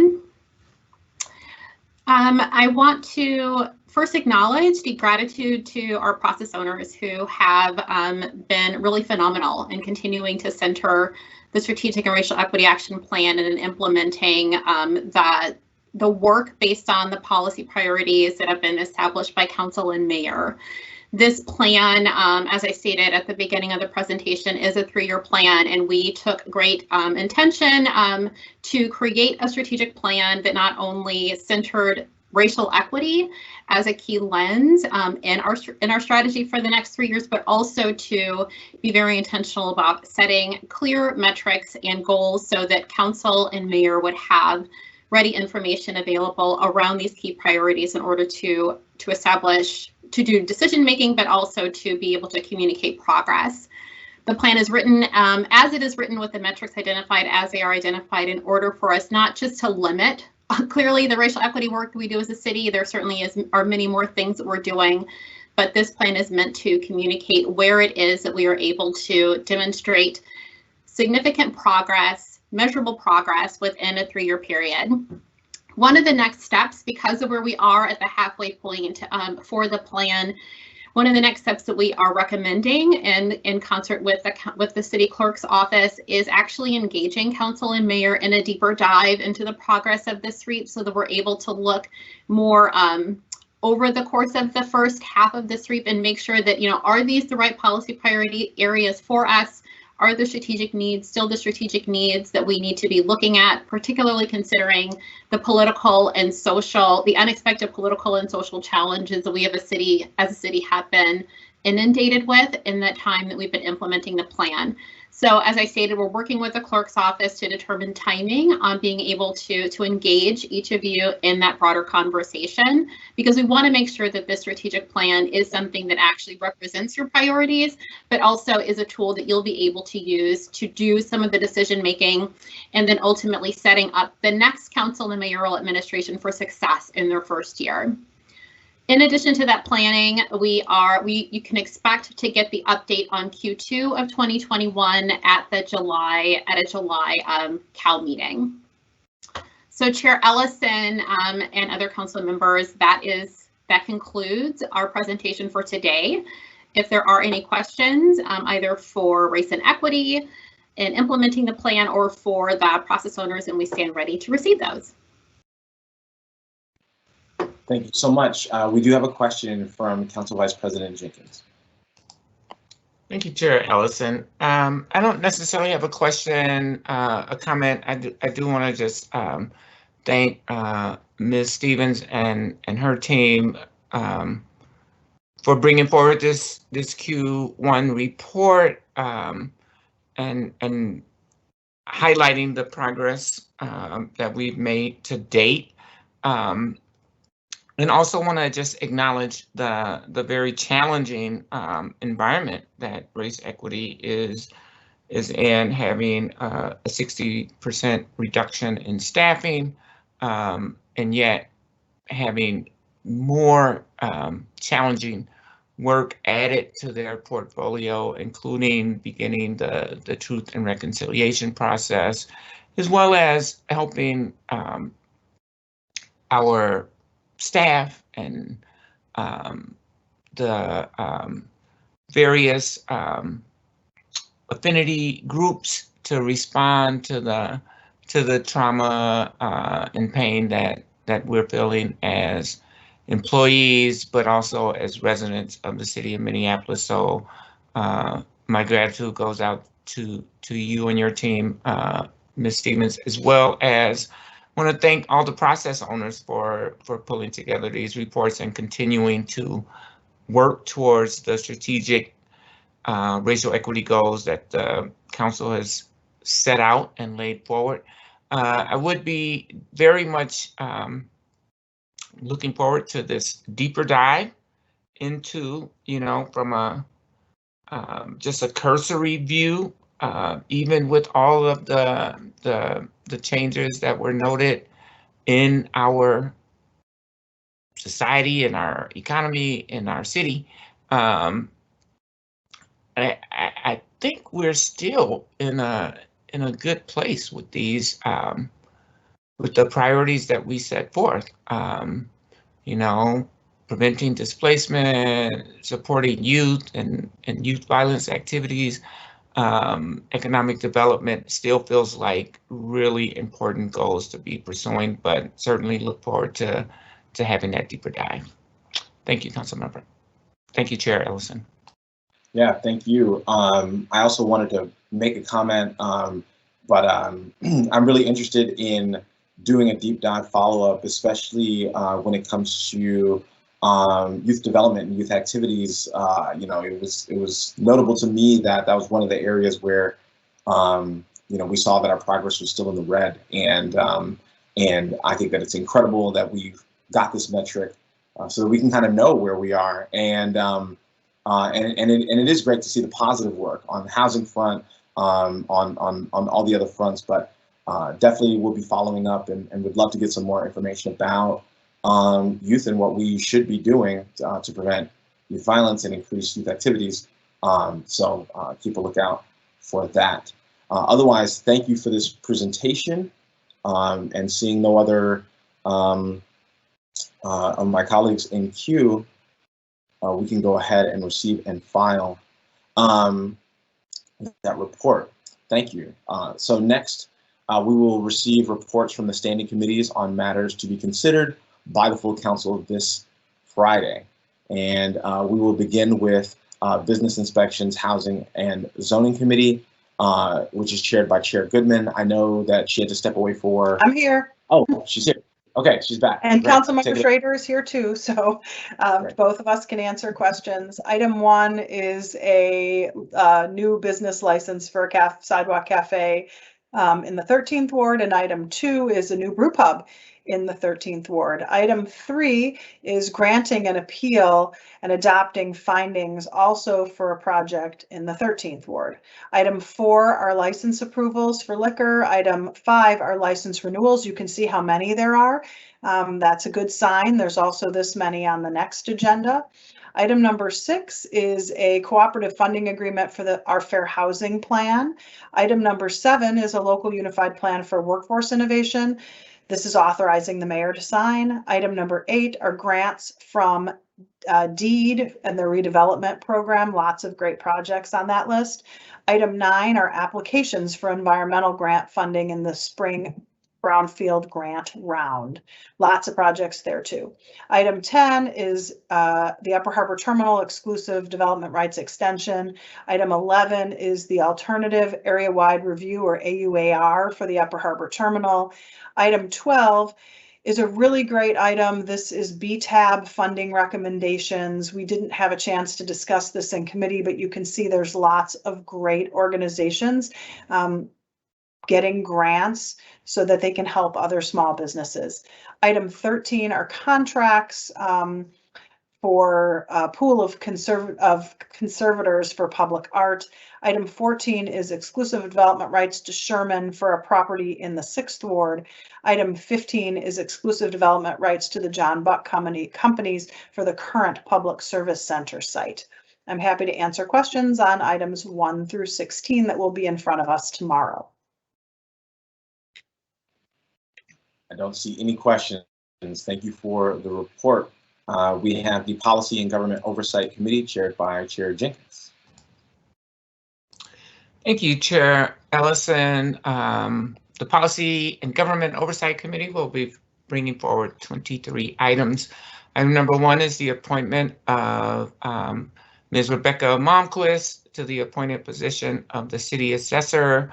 We had a very robust public hearing in which 13 assessor professionals, as well as just city residents, spoke very glowingly and favorably about Ms. Malmquist's appointment. Item number 2 is the appointment of Candace Falk to the Civil Service Commission. Item number 3 appoints Camilla La Staris Harris to the Transgender Equity Council. Item number 4 are various appointments to the Capital Long Range Improvements Committee. Item number 5 is various appointments to the Southside Green Zone Council, the details of which are listed on the agenda. Item number 6 approves the settlement of a lawsuit, Annette Williams versus the City of Minneapolis. Item number 7 authorizes a contract with Restorative Justice Community Action to provide restorative justice services to eligible offenders in the City of Minneapolis. Item number 8 authorizes an increase to the contract with Modern Piping, Inc. related to the Public Service building project. Item number 9, accepts the second low bid of the First Impression Group, Inc. for addressing tabbing and finishing services. Items 10 through 13 are various contracts related to the public service building project. Item number 14 is a resolution accepting the first quarter 2021 donations report. Item number 15 authorizes an increase to a contract with GenX Services LLC for providing workers' compensation medical bill review and payment services. Item number 16 approves the settlement of a claim brought by Grace Watkins Wright and George Wright for property damage.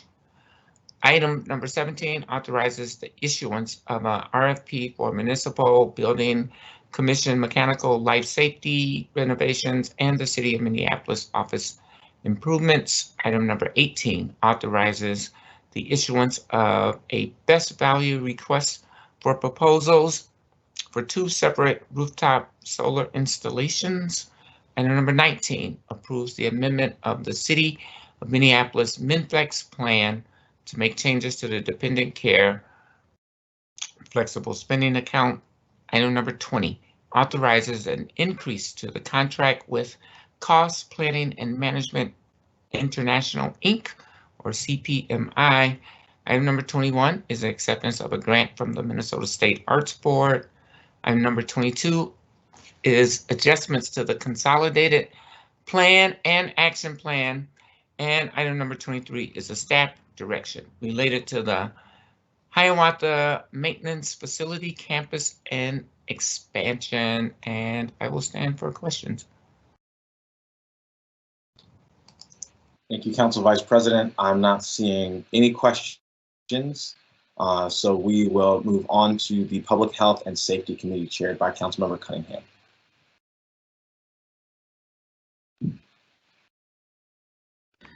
Thank you, Mr. Chair. The Public Health and Safety Committee is bringing forward 5 items for approval. The first is accepting a grant from the Minnesota Department of Human Services in the amount of $250,000 for opioid response work. Item number 2 is authorizing a contract with Central Area Neighborhood Development Organization, Corcoran Neighborhood Organization, Metro Youth Diversion Center, Restoration Inc., Urban Youth Conservation, and We Push for Peace for services under the Minneapolis Strategic Outreach Initiative for this year. Item number 3 is authorizing the submittal of a grant application to the CDC in the amount of $250,000 annually over a 5-year period to implement some youth violence prevention related work. Item number 4 is accepting a grant from the Minnesota Department of Health, a little over $2 million for COVID response and vaccination implementation. And item number 5 is accepting a grant from the National Association of County and City Health Officials, around $25,000 for COVID vaccination support. I'm happy to answer any questions. I am not seeing any questions. Thank you for the report. And we will now move on to Transportation and Public Works Committee chaired by Councilmember Wright. Thank you, Mr. Chair. The committee forwards 15 items for full council consideration. Item 1 is the Downtown East Street Reconstruction Project. 2 is the 26th Street Resurfacing Project. 3 is the Aldridge Avenue North, Ontario Avenue North Street Resurfacing Project. 4 is the 2021 Concrete Streets Rehabilitation Program. 5 is the Municipal State Aid System Revisions. 6 is the request for proposals for design services for the Nicollet Avenue Bridge over Minnehaha Creek. 7 is the grant application to Metropolitan Council Environmental Services for the Municipal Infiltration Inflow Reduction. 8 is the contract with the University of New Mexico for Stormwater Asset Management Expert Facilitation Services. 9 is the agreement with the University of Minnesota for the reconstruction of 8th Street Southeast. 10 is the agreement with the City of St. Paul for the city's electric vehicle mobility network, sometimes known as the EV Spot Network. 11 is the 2021 Street Resurfacing Program, and we're adding 3 additional projects to that program as listed. 12 is the regulation of the infrastructure and their attachments to the city managed public light right-of-way. 13 is the Lowry Hill Special Services District Advisory Board appointments. 14 is the bid for the catch basin and manhole repair. And 15 is the bid for the Fridley Campus Electrical Rehab Switchgear Project. Mr. Chair, I'll stand for any questions. I don't see any questions. Thank you for the committee report. And lastly, we will have a report from the Executive Committee given by Council President Benberger. Thank you, Mr. Chair. Just one item from the Executive Committee, which is receiving and filing the recommendation from the Executive Committee to approve the addition of Juneteenth as a paid city holiday, with thanks to all the staff who've been working on this and advocating for it, especially Ben. Great. Well, with that, we've concluded all business to come before the committee today, and hearing no objection, I will declare this meeting adjourned. Thank you, everyone.